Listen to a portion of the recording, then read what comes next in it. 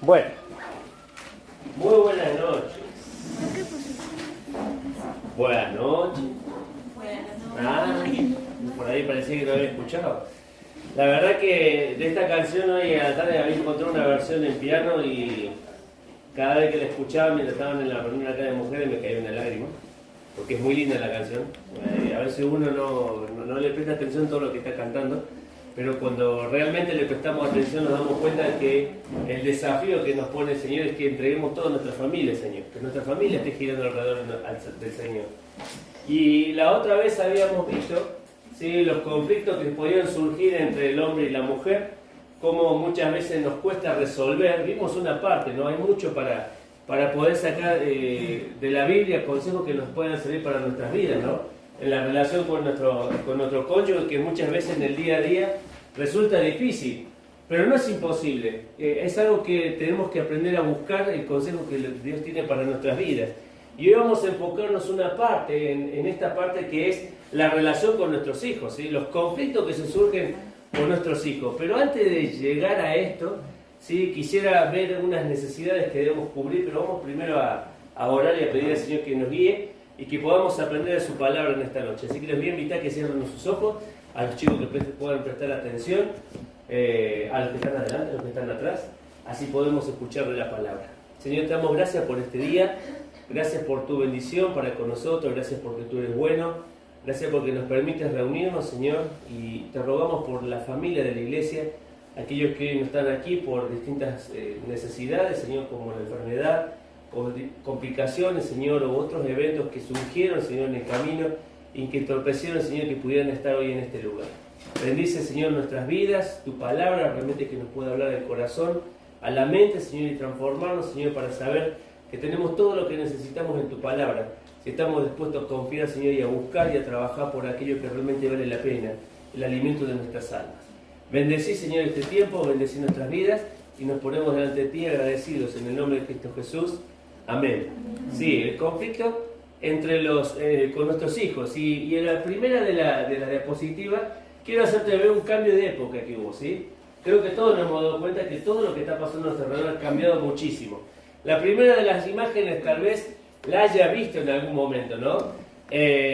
Dos épocas, 1969, 2009, ¿sí?, porque justamente fue tomada ese momento. Y no sé si vos lo llegás a divisar, pero encontramos en la primera imagen acá a la izquierda que dice ¿qué notas son estas?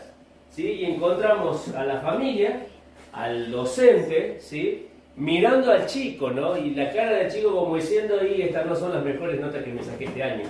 Me resulta difícil la escuela, pero estaban los padres apoyando a la docente diciendo tu hijo necesita avanzar más, necesita crecer más, necesita aprender más. Pero ha ido cambiando nuestra historia, que en el 2009 ya no es lo mismo que antes, ¿sí? Ya no es los padres apoyando la docencia para decir qué notas son estas, sino al revés. Los padres se dieron vuelta y se pusieron del otro lado, del lado de los hijos, y no es al hijo el que le dicen qué notas son estas, sino es a la docente, le dice qué notas son estas. Y esto es tan real lo que ha cambiado en esta... ¿Sí? Así queda más... se puede divisar mejor. Gracias. Nos tenemos que dar cuenta que ha cambiado muchísimo esto en la escuela, ¿sí? El otro día, ayer les comentaba un poquito a los varones, seguramente que ya la mayoría por ahí debe saber, que hubo una situación conflictiva en la escuela el otro día, ¿sí?, de una familia, un papá mejor dicho, que estaba dispuesto a golpear, a expresar su bronca a través de la violencia, ¿no? A través de golpear a docentes o lo que sea. Y la sociedad se maneja así, o sea, lo que está pasando a nuestro alrededor. Por eso decía, hay un cambio de época. Y hay otra imagen que también habla de esto, ¿no? Que tenemos a un grupo de padres que está protestando y dice queremos más horas de clase en la escuela. Y uno puede decir del otro lado seguramente que hay más gente. No, y del otro lado son los hijos. Y fíjense en el cartel que usan los hijos, dice queremos más horas de padres en la casa. ¿Sí? Al revés, la jugada.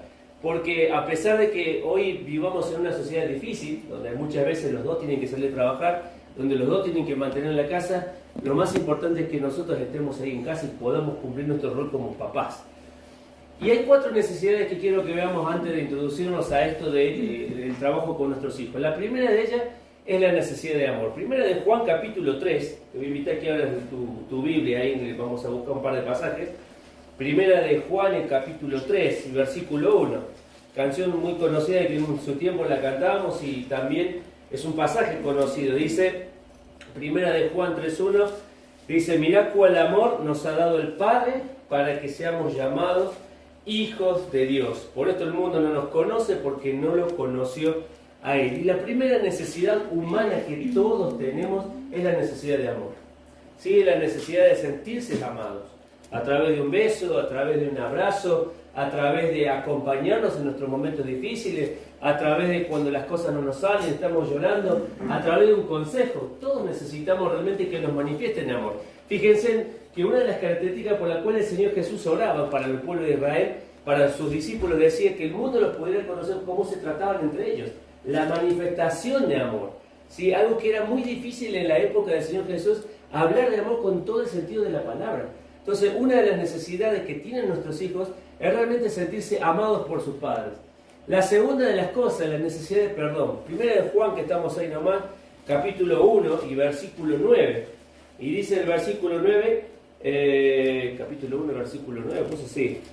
Dice, si confesamos nuestros pecados, Él es fiel y justo para perdonar nuestros pecados y limpiarnos de toda maldad. Y una de las cosas que necesitamos todos también es volver a estrechar relaciones con la persona con la cual nos lastimamos muchas veces. En el diario vivir, a veces el hombre con la mujer se lastiman y a veces los padres con los hijos se lastiman. ¿Sí? A veces disciplinamos de una manera que no es la correcta, a través de gritos, o a través de enojo, o a través de algunas cosas que no son las que realmente necesitan. Y todos necesitan que, a pesar de que nos equivocamos, nos puedan dar perdón y nosotros podamos dar perdón. No solo recibir el perdón, sino también dar perdón. La segunda necesidad. La tercera necesidad, la necesidad de autoestima. Josué capítulo 1, sí, libro de Josué capítulo 1. Hay un pasaje muy común, había muerto ya Moisés, habían hecho un luto de 40 días cuando uno lee el último capítulo de Deuteronomio, y mientras Moisés estuvo como líder del pueblo de Israel, Josué estaba acompañándolo. Y cuando uno ve que Moisés subía al monte, dice que se lo llevaba a Josué y Josué se quedaba cercano a él. O sea, no estaba dentro de la montaña con Moisés, pero se quedaba con él. Y muere él y Dios le habla a Josué. Y fíjate lo que le dice, ¿no? Porque tal vez podría haber pensado que se perdió su guía espiritual. Moisés estaba con Josué constantemente.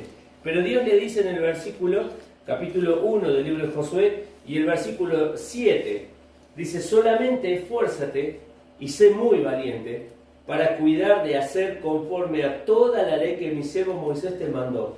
No te apartes de ella ni a diestra ni a siniestra, para que seas prosperado en todas las cosas que emprendas.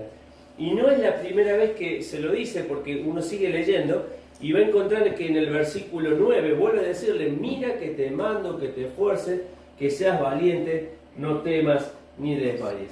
Es como muchas veces nosotros le decimos a nuestros hijos, vos podés hacer las cosas, vos tenés la capacidad para hacerlo, vos tenés la inteligencia para hacerlo. Hoy les compartía un video a los varones, no los videos del grupo de la iglesia, y hablaba la historia de un hombre que estaba sin una pierna, imposibilitado, y todos los días viajaba 1 hora en bicicleta, a pesar de que no tenía una pierna, porque había inventado un sistema que con su propia muleta podía pedalear con la mano izquierda mientras sostenía la bicicleta con la mano derecha y con la otra pie iba coordinando.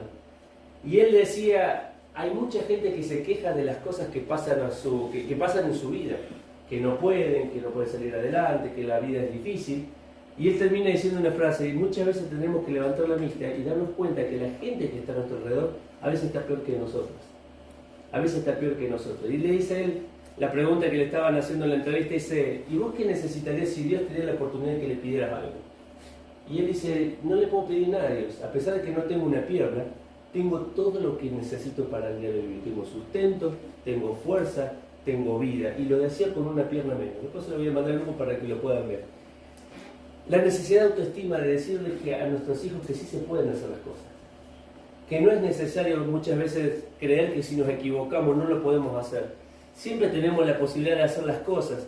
Dios le decía a Josué, Josué, ahora te toca a vos. Vos podés seguir adelante, vos podés continuar con esta tarea que comenzó Moisés de llevar el pueblo a la tierra prometida. Y la cuarta de las necesidades, ¿sí?, es la necesidad de protección. Mateo capítulo 23, ¿sí? Mateo capítulo 23 y versículo 37. Y también es un pasaje conocido que el Señor Jesús le habla al pueblo de Israel, haciéndole ver que Él los quería juntar a todos, como pone una imagen ahí, ¿sí?, que lo vamos a ver en el 23, 37. Dice: Jerusalén, Jerusalén, que matas a los profetas y apedrea a los que te son enviados. ¿Cuántas veces, dice, quise juntar a tus hijos como la gallina junta sus polluelos debajo de sus alas y no quisiste? Y esta es la necesidad que también todo ser humano necesita, de sentirse protegido, ¿sí? De tener esa necesidad de tener la protección de papá, la protección de mi cónyuge, su cuidado, su protección. Y fíjate la imagen que usa acá el Señor, le dice al pueblo de Israel, como la gallina cuida. ¿Sí? Yo no sé si ustedes llegaron a tener una vez pollito. ¿Sí? Yo sí me acuerdo de haber tenido pollito cuando mi hermana Noemí, que vino acá, le iban a festejar los 15. Y mis padres pusieron en su cabeza que querían hacer una pollada. Y en vez de comprar los pollos, ¿sí?, ya crecidos, decidieron comprar pollitos y tener pollitos en casa. Entonces había en la mitad de la casa, del patio, que estaba lleno de pollitos, ¿viste? Todos pollitos, y andábamos con la comida, con el alimento balanceado, y alimentábamos los pollitos. Y nos dábamos cuenta que la gallina, cuando nacían los pollitos y cuando eran chiquititos, ella abría todas sus alas y los ponía debajo, como diciendo: acá nadie me toca a ninguno de mis hijos. Y esa es la idea que tenemos que entender, que por qué el Señor Jesús le pone esa idea al pueblo de Israel. Porque nuestros hijos necesitan protección. Necesitan protección de lo que ven, necesitan protección de lo que escuchan, necesitan protección tal vez de violencia, de compañeros, de demás personas. Necesitan que nosotros estemos allí, pero es una necesidad humana. Todos necesitamos ser protegidos. Por algo, una de las cosas que nosotros aprendemos es que cuando venimos al Señor Jesús, Dios se transforma en nuestro Padre. Él es nuestro Padre. Y hay un salmo que dice: aunque mi padre y mi madre me dejaren, con todo me recogerá Jehová. O sea, es necesario que nos demos cuenta que es una necesidad nuestra, y en especial de nuestros hijos, que tengan la protección de papá y de mamá. Y hoy quería ver no directamente el conflicto, sino cómo nos preparamos para el conflicto. ¿Alguna vez tuviste una muela o un diente careado? ¿Sí? Sí, ¿no? Yo por lo general sufro mucho de eso. Pero estando acá en Villa, uno de los odontólogos que me atendió, me dio ciertos consejos, me dice, para prevenir, ¿sí? Para que no llegue el momento en que te cuentes, me duele, y mires al espejo y te des cuenta que tenés un huequito, ¿sí? Entonces, por eso te está doliendo. Entonces, antes de llegar a eso, quiero que veamos hoy la prevención. ¿Cómo puedo estar preparado o evitando que esos conflictos se puedan dar con tanta regularidad? Él me dijo en su momento, empezó a cepillarte cada vez que terminas de comer, cosa que yo no hacía. Me dijo, empezá a usar hilo dental, cosa que yo no hacía. Y todas esas cositas que me fue diciendo fueron ayudándome a que realmente pudiera cuidar mi dentadura. Y eso es lo que dice el Señor. El avisado del mal y se esconde. El Señor quiere avisarnos, quiere prevenirnos, no quiere que vayamos al conflicto. Si nosotros escuchamos la voz del Señor y preveemos lo que Él nos está diciendo, estamos evitando que en el futuro tengamos mayores conflictos con nuestros hijos. Y miren lo que pusimos acá, la primera de las cosas.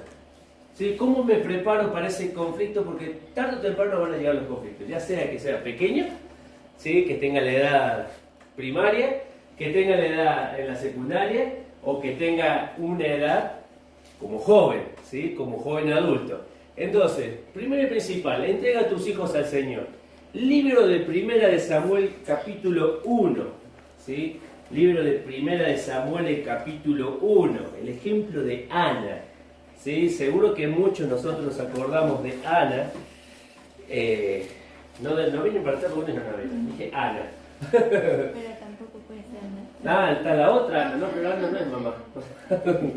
Entonces, primer ejemplo, dice ahí capítulo 1 y versículo 27. ¿Te acuerdas de la historia? Ana no podía tener hijos, tenía un disgusto en su corazón, en un momento va a hablar con Dios y derrama todo su corazón y comienza a orar. Y dice capítulo 1, versículo 27. Por este niño oraba y Jehová me lo dio, me dio lo que le pedí. Versículo 28. Yo pues lo dedico también a Jehová todos los días que viva. Será de Jehová. Primera cosa que tenemos que entregar. Entrega a tus hijos al Señor. Cada uno de los que somos padres acá, tenemos hijos que son prestados, no son nuestros. Y tenemos que prepararnos a nuestros hijos para la vida. Y una de las cosas que podemos hacer es entregar a nuestros hijos como se Ana en oración. Y dice ahí la palabra dedicó, ¿sí? Cederlo, ponerlo en las manos del Señor. Cada día que nosotros pasa, tenemos que poner nuestros hijos en las manos del Señor. ¿Y cómo lo hago? Dice el versículo 27, por este niño o orar. La pregunta es para nosotros, como papás y como mamás. ¿Estamos orando por nuestros hijos? Oramos por ellos. Oramos por las cosas que necesitan muchas veces, pero oramos por su futuro. Lo que va a ser de ellos, con quién van a formar familia, cuáles van a ser sus decisiones con respecto al estudio, a lo que van a hacer. Ponemos en oración a nuestros hijos. Los chicos que están acá adelante, por favor, sin jugar. ¿Sí? Oración, la primera de las cosas que Dios está pidiendo de cada uno de nosotros. El Señor nos invita a orar y más tenemos que orar por nuestros hijos. Ana dice que oraba por sus hijos, por su hijo. Dice que oraba de una manera intencional. No es si, bueno, me acuerdo y oro hoy y mañana ya no oro por mi hijo. Era orar por su hijo. Era ponerlo en las manos del Señor y tener la intención de orar por él para después hacer esto, ser perdurable en el tiempo. Dice en el versículo 28, yo pues lo dedico también a Jehová, ¿cuándo? Todos los días. Todos los días tenemos que orar por nuestros hijos. Todos los días tenemos que ponerlo en las manos del Señor. Todos los días ser intencional. Tenerlo presente. No te acordás, hacete una marca. No podés tenerlo presente, ponete una alarma. Pero debemos orar por nuestros hijos. Debemos ponerlo en las manos del Señor, entregar lo que no es nuestro. Como dijo el Señor, como dijo el escritor ahí en el libro 2 de Timoteo, porque somos administradores de lo que Dios ha puesto en nuestras manos. Nuestros hijos están en nuestras manos para prepararlos, para dedicarnos al Señor. Primera de las cosas, dediquémonos a nuestros hijos, preparémonos para el conflicto dedicándolos en oración. Segunda de las cosas, debemos enseñarles a nuestros hijos del Señor. Y eso uno dice, bueno, esto que es fácil. Sí, es fácil enseñar. No, no es fácil. Porque quien está pensando en la enseñanza de su hijo no piensa solo en la escuelita. ¿Está bien tener actividad los domingos? ¿Les gusta venir a Conéctate? Sí. Miren que lo estoy grabando. ¿Les gusta venir a Conéctate? Sí. Bien. Pero es un día a la semana. Y los otros 6 días y medio son tus hijos. Están en tu casa, escuchan a vos, te ven a vos. Entonces, debemos enseñarles a enseñar a nuestros hijos. Y mirá este ejemplo, Deuteronomio capítulo 6. Deuteronomio en el capítulo 6. Éxodo, Levítico, Número y Deuteronomio. Le diría cuando era chico Deuteronomio. Deuteronomio capítulo 6 y versículo 4 al 9. Dice así, oye pues, Israel, Jehová nuestro Dios, Jehová uno es, y amarás a Jehová tu Dios de todo tu corazón y de toda tu alma y con todas tus fuerzas, y estas palabras que yo te mando hoy, estarán sobre tu corazón, y las repetirás a tus hijos, y hablarás de ella estando en tu casa y andando por el camino y al acostarte, y cuando te levantes, y las atarás como una señal en tu mano, y estarán como frontales entre tus ojos, y las escribirás en los postes de tu casa y en tus puertas. ¿Qué es lo que estaba diciendo acá? Está poniendo cómo transmitir el mensaje a nuestros hijos, cómo transmitir la enseñanza a nuestros hijos. Primera de las cosas, versículo 6, siendo el modelo. Dice el versículo 6, ahí dice, y estas palabras que yo te mando hoy, estarán sobre tu corazón. ¿Sabes que la expresión ahí, estarán sobre tu corazón, dice poner por encima con un sentido de gobernar? Si vos querés enseñarle algo a tu hijo, quien primero tiene que estar viviendo la palabra del Señor, ¿sabe quién es? No es un responsable de la iglesia, No es el maestro de conéctate. No es la seño o la maestra o la tía que da la clase en la reunión de mujeres o el hombre que está en la reunión de varones. ¿Sabes quién es? Papá y mamá. El pueblo de Israel escuchó la palabra del Señor que le dice, le tenés que enseñar a tus hijos, pero le dice cómo lo tenés que hacer. Primero, sé ejemplo. Vos sos el modelo para que ellos lo vean. No, hay cosas que no se entienden muchas veces cuando habla la Biblia, pero si vos como papá y mamá lo estás viviendo, podés transmitir siendo primero el modelo. A vos te van a ver, a vos te van a comprender, a vos te van a escuchar porque estás cercano, eres el primero que está en la casa. Segunda de las cosas, ¿cómo hago para enseñarle a mis hijos? Influenciando con amor, dice el versículo 7, y estas palabras les repetirás. Ahí la palabra que utiliza es influenciar, transmitir. Tiene la idea de hacer un puente, de crear un puente entre mi hijo, entre nuestros hijos y nosotros como padres. Influenciando con amor, por eso dice el versículo 1, el primer versículo que leímos de este capítulo, dice, y amarás al Señor con todo tu corazón, con toda tu mente. Si yo amo al Señor como Dios me está pidiendo, de una manera integral, voy a tener la capacidad de extender los puentes a mis hijos y poder transmitirle la palabra del Señor, no solo siendo ejemplo, sino también transmitirla con amor. Y la tercera de las cosas que pone acá, que cómo le podemos enseñar, dice el versículo 7, aprovechando la oportunidad. Y fíjense que dice cuando estés en tu casa, cuando estés caminando, cuando te vayas a dormir, cuando empieces el día. ¿Sabes lo que está diciendo al empezar el día, durante el día y al finalizar el día, etcétera, etcétera, etcétera? Tenemos que aprovechar cada oportunidad para ver al Señor. Vemos una película, siempre hay algo para aplicar. O siempre hay algo para ver y contrarrestarlo con lo que dice la Biblia. Estamos caminando, vemos una necesidad, vemos la creación, vemos la hermosura que está a nuestro alrededor. Enseñarle a tu hijo a que mire lo que Dios ha hecho. Todas las oportunidades son propicias para que nosotros podamos transmitir la palabra del Señor. Hechos 1:1, ¿sí? Me encanta porque ahí es cuando escribe Lucas el libro de Hechos, pone el ejemplo del Señor Jesús. Y si tenemos que hablar de maestros y de maestros con autoridad, el Señor Jesús es la clave. Y dice el versículo 1, en el primer tratado, Teófilo, Hechos 1:1, hablé acerca de todas las cosas que Jesús comenzó a ¿qué? A hacer y a ¿qué? A enseñar. ¿Cómo enseñaban los escribas y los fariseos? Al revés. Comenzaban a enseñar y después a hacer. ¿Cómo hizo el Señor Jesús? Comenzando, dice, a hacer y después a enseñar. ¿Cómo quiere Dios que nosotros transmitamos la palabra a nuestros hijos? Haciendo para después enseñárselo. Entonces, si yo le digo a mi hijo, apagar la tele, vamos a andar a leer la Biblia, ¿sí? ¿Qué va a esperar de ver en vos? Que vos primero apagues la tele y que vos tomes la Biblia.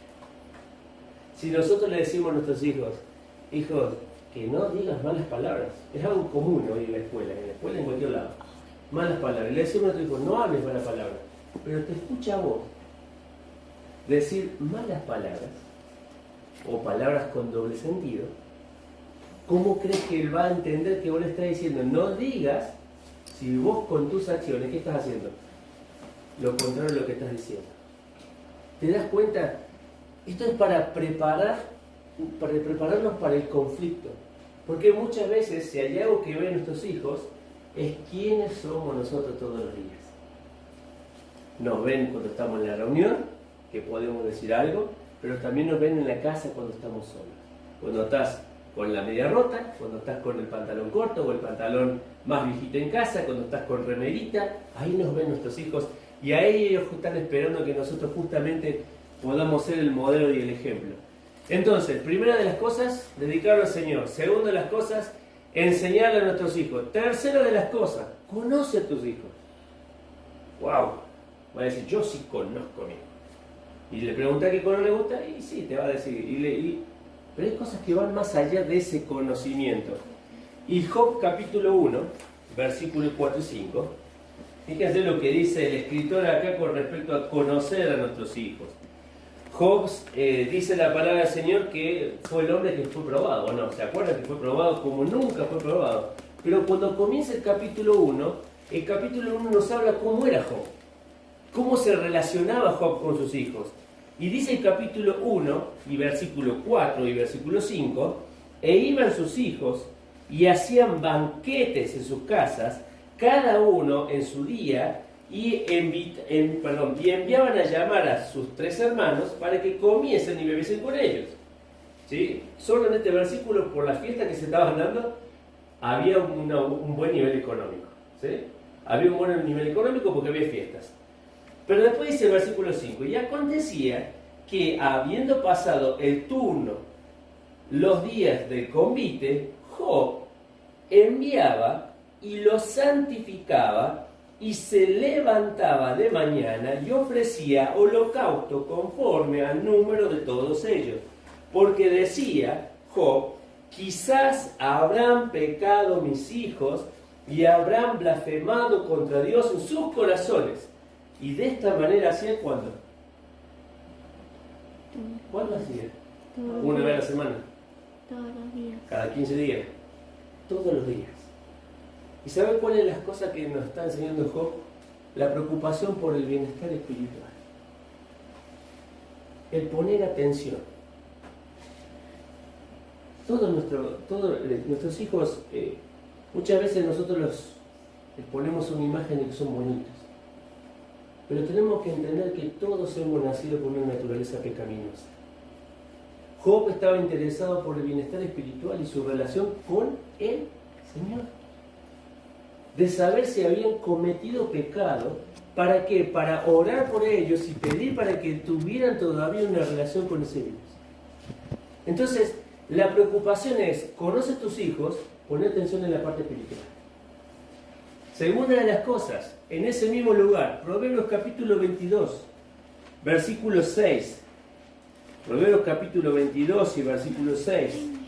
Pasaje que siempre, creo que más de uno de nosotros lo hemos aprendido de memoria. Y dice, capítulo 22 y versículo 6, instruye al niño en su camino, y aun cuando fuere viejo, no se apartará de él. Y acá el escritor está diciendo que no solamente pongamos atención a su bienestar espiritual, sino también a discernir cuáles son las habilidades y las destrezas que tienen. Nuestros hijos, si tuviéramos 2 en casa, 3, sabríamos que cada uno es distinto, ¿o no? Pensamos en tu familia, con tus hermanos. ¿Sí? Bueno, los que somos 3, te puedo decir, los que ya son 8, no sé. Y los que son 16, como mi tío, ya no sé cómo hacían para saber las habilidades de cada uno. Recién estaba hablando con Silvana y me decía que de la familia de su esposo son 18. 18, así que le ganó mi abuelo, que eran 16. 18, pero había que saber cuáles eran las habilidades naturales de cada una. ¿Vos sabés cuáles son las inclinaciones de tus hijos? ¿Qué es lo que les gusta hacer? ¿Qué es lo que les gusta a lo largo de su vida poder aplicar? Porque cuando dice el escritor instruye al niño en su camino, no está hablando del camino mío, de que yo le pase mi camino. Uno a lo mejor tiene esa idea de decir, bueno, si yo soy, por decir, ingeniero, mi hijo tiene que ser ingeniero. No puede no ser menos que ingeniero, porque yo fui ingeniero. Y si yo llegué, él también puede llegar. No es ese el camino que está hablando. Está hablando justamente de que nos demos cuenta cuáles son sus inclinaciones y potenciar eso para que también en el momento necesario Dios pueda utilizarlo. Dios pueda utilizarlo. Entonces, conoce a tus hijos. Preparémonos para el conflicto, para que cuando llegue el momento sepamos cómo orientarlos para que ellos puedan crecer. Y para finalizar esta partecita, porque hay bastante para poder hacerlo, quiero que leamos Jueces capítulo 2 y versículo 10. Y dice, y toda aquella generación también fue reunida a sus padres, y se levantó después de ello otra generación que no conocía a Jehová, ni la obra que él había hecho. Saben que estamos viviendo en un momento en las generaciones que las cosas van cambiando muy rápido. Se dice que con el tema de la IA ahora van a cambiar mucho más las cosas. ¿Sí? Todas las cosas que se pueden hacer a través de la tecnología. Pero me impacta la frase que dice acá, porque se dice, murió la generación de los padres y se levantó otra generación que no conocía a Jehová. ¿Saben que está hablando del libro Génesis hasta el libro de Jueces? Y dice acá que Génesis, Éxodo, Levítico, Números y Deuteronomio habla sobre la vida de el pueblo de Israel cuando sale toda la historia, pero más específicamente cuando Moisés era el líder. Y cuando estaba Moisés, el pueblo de Israel conoció a un Dios de salvación, a uno que podía cortar las cadenas de la esclavitud. Los que vivieron con Moisés vieron eso. Las plagas, cruzar el Mar Rojo, caminar hacia la tierra prometida, pero después dar vuelta en el desierto. Ellos vieron en Moisés a un Dios que salvaba, a un Dios que podía romper cadenas, a un Dios que los podía sacar de Egipto. Pero murió Moisés y se levantó Josué, y en tiempo de Josué, no sé si lo llegan ahí, vieron un Dios de poder, pero justamente no era un Dios que realmente rompía cadenas, sino un Dios que le enseñaba a enfrentar el día a día, la vida de todos los días, lo que nosotros hacemos, cómo lo hacemos, de la manera que hacemos, cuando nos pasa un conflicto en el trabajo, cuando nos pasa una enfermedad, cuando muere un familiar, el del día a día. Y habían visto en Josué que habían derribado Jericó y que después fueron contra Jai y perdieron la oportunidad porque había pecado entre medio de ellos, y fueron viendo otra faceta de Dios a lo largo de la vida de Josué, pero muere Josué y comienza el libro de Jueces. Y Jueces capítulo 2 versículo 1 dice esto: se levantó una generación que no conocía a Dios. ¿Saben cuál es la pregunta? ¿Qué pasó con la última generación y la nueva generación que venía? ¿Saben cuál es la respuesta? Que no supieron transmitir el modelo de Dios a la siguiente generación. Nosotros como familia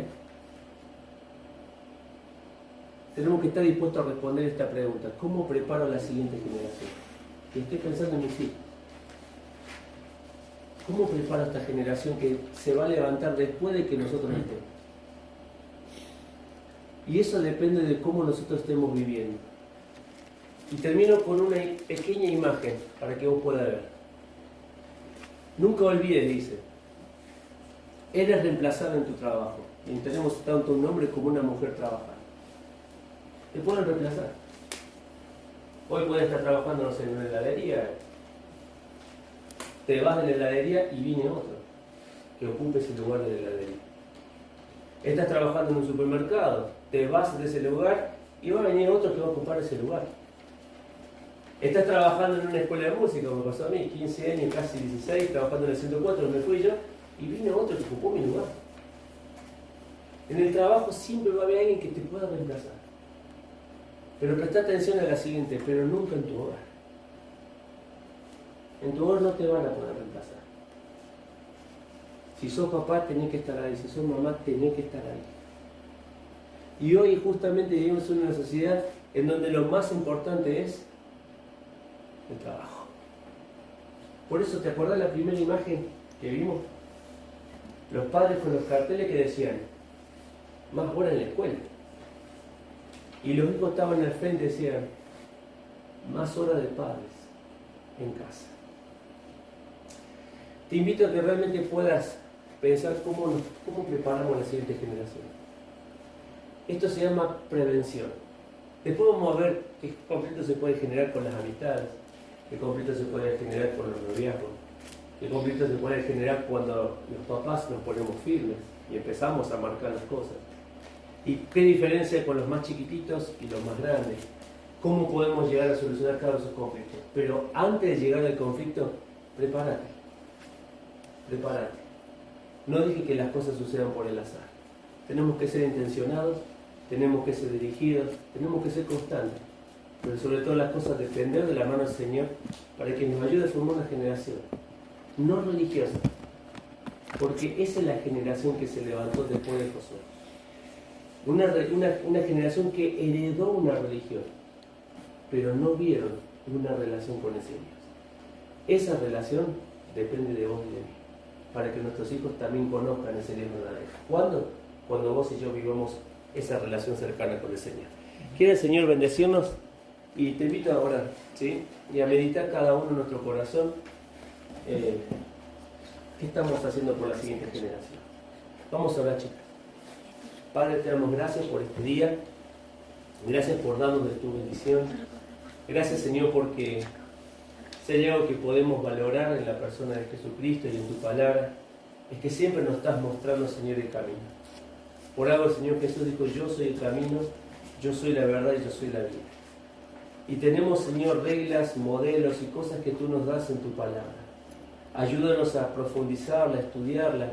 Ayúdanos a que nos demos cuenta, Señor, de que realmente es algo muy importante formar el corazón de nuestros hijos. Que realmente estemos involucrados no solo en orar, sino en transmitir y en proteger a nuestros hijos de lo que pasa alrededor. Prepararlos, Señor, para que cuando cada uno de nosotros partamos a tu presencia, ellos puedan haber tenido realmente una relación cercana contigo. Ayúdanos a cada uno de nosotros porque no es fácil la tarea. Pero por algo dijiste, Señor, que estarías con nosotros hasta el fin del mundo. Señor, te damos gracias por esta noche, gracias por este tiempo que nos permite compartir. Bendícenos, bendice nuestro regreso a nuestras casas y bendice a aquellos, Señor, que no pudieron llegar en esta noche. Oramos en el nombre del Señor Jesús. Amén. Amén.